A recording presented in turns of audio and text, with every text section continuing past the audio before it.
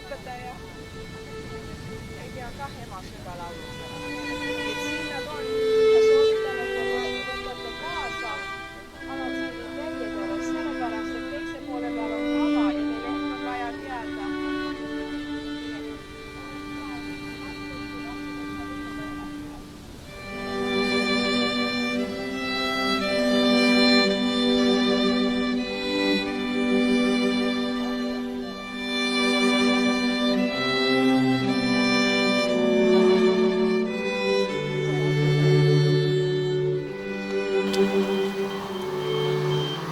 Issandas, armastatud lõinajad, me oleme tulnud täna siia Kodavere kalmistule, et sängitada mulda oma armsa ema, vanaema, vanavanaema, oma õe Issandas Tamara Tagi-Kubja maine põrm, Eestimaa pinnalt aastakümneid tagasi lahkunud ja kes nüüd tuleb tagasi siia oma armastatud abikaasa puhkepaiga kõrvale, kus oli ootamas teda juba ees, tema armas abikaasa, teie isa, vanaisa, vanavanaisa, meie vend Issandas.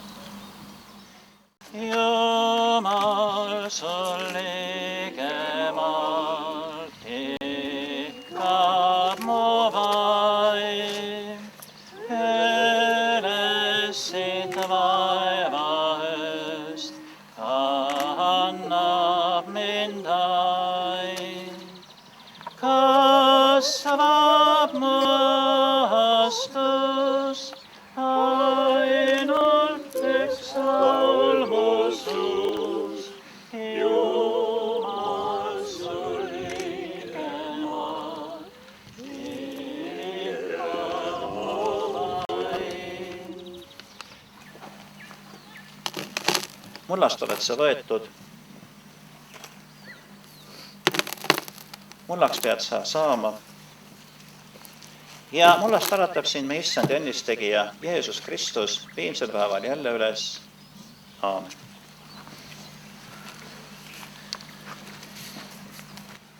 Ja me palvetame.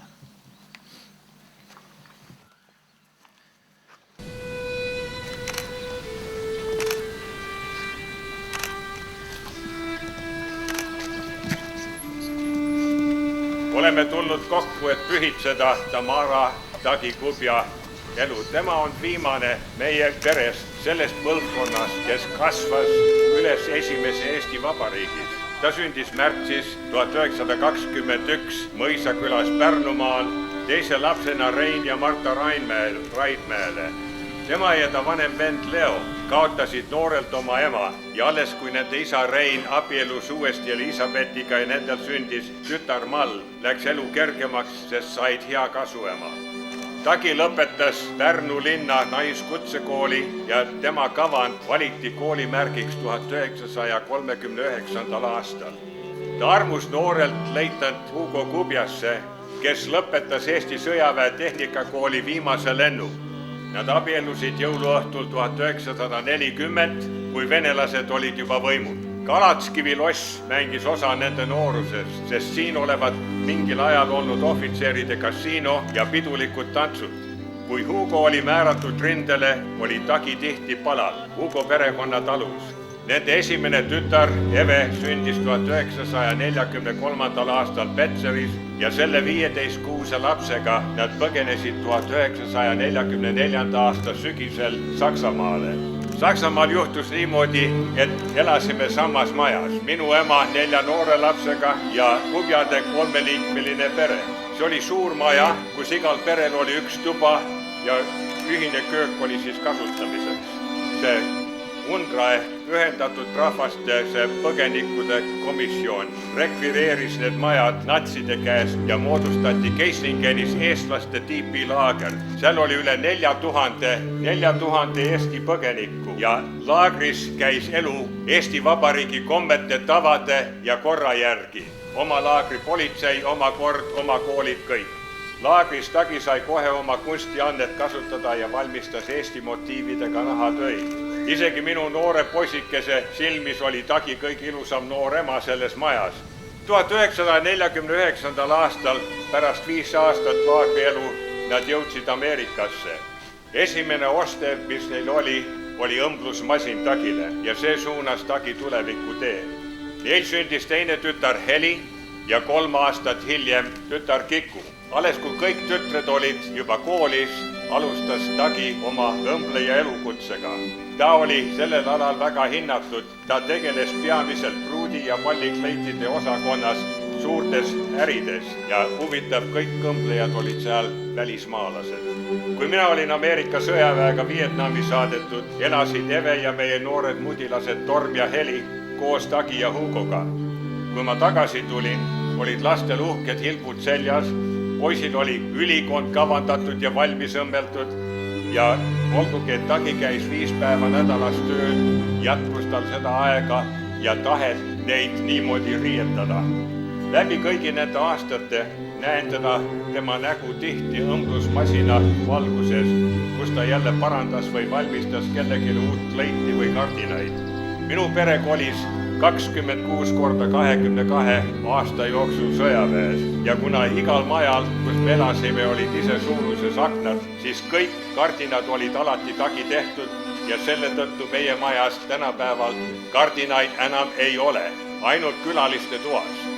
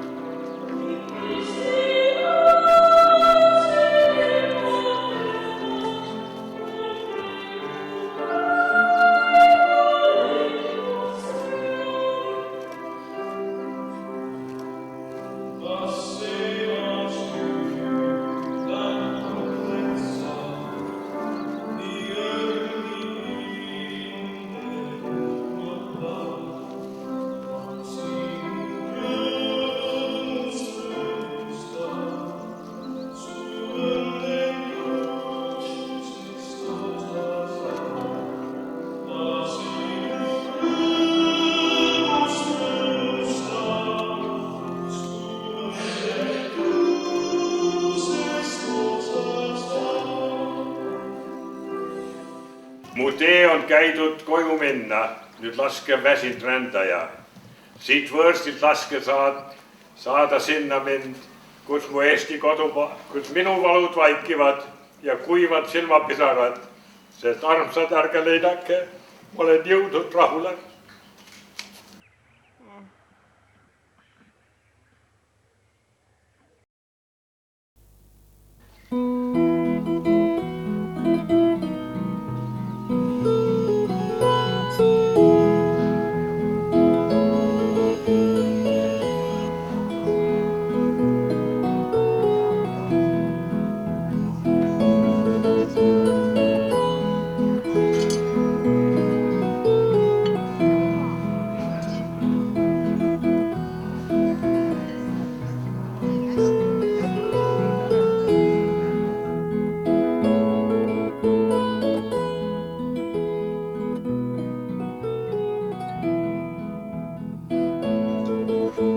Tere tulemast!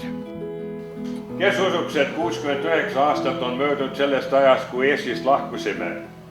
Väga kerge oleks olnud sulada mugavalt Ameerika ellu.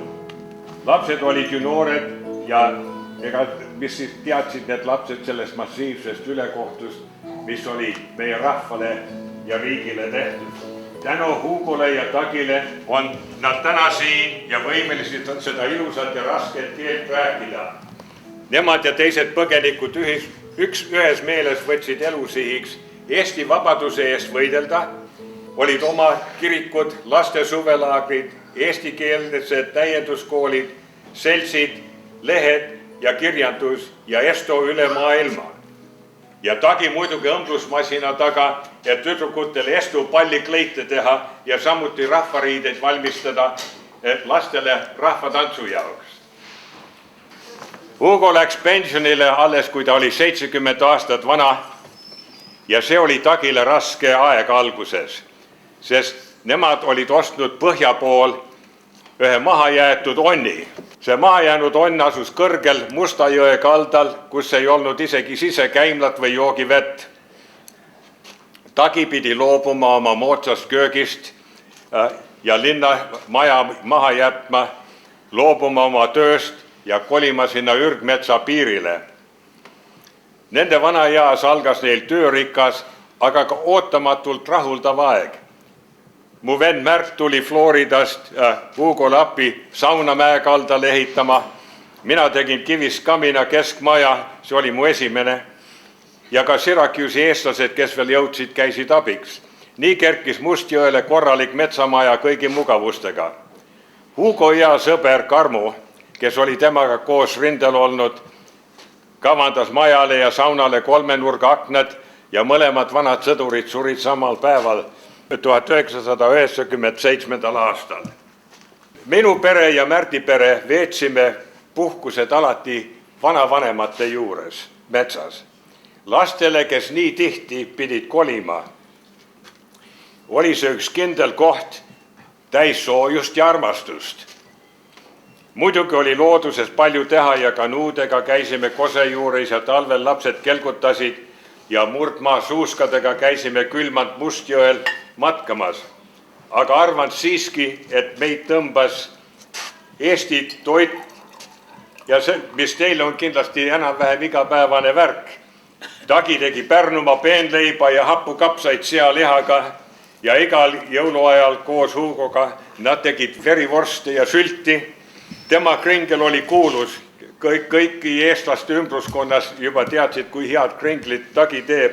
Ja siis me imestasime, et kui tulime siia, siis tema vend Leo oli siin ka kuulus oma kringli poolest, nii et siis kuidagi geenidega peres edasi antud.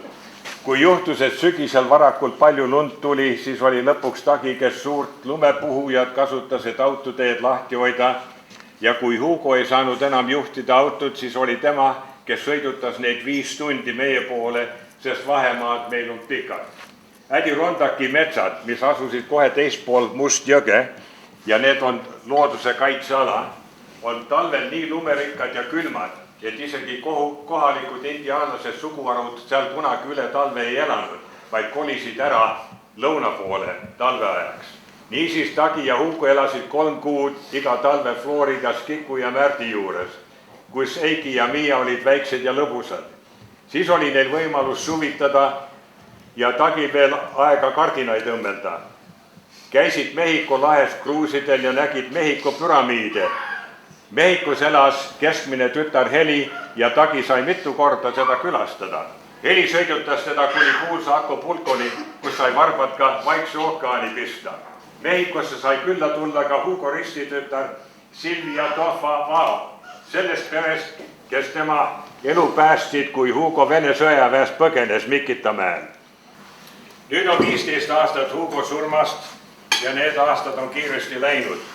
Kuna Tagi elas meiega 9 kuud aastas, sain teda ka tundma mitte ainult kui hea ja mõistlik emamamma, vaid koos elades nägin tema pidevat positiivset ellusuhtumist ja tema kindlat iseloomu. Meie aed õitses, sest ta oli juba kevadel varakult platsis ja kavandas peenraip ja mina pidin muudkui ainult vahele astuma, kui tütar ja ema vaidlema läksid lillede värvide üle. Üks nõudis, et kõik aed peab olema sinine ja valge, teine tahtis natukene värvi saada. Ma olin siis vahekohtunik. Koos maadlesin iga kevadel ja sügisel jorjenitega tohutu hea meel. Karru teine poeg sündis alles selle aasta veebruar.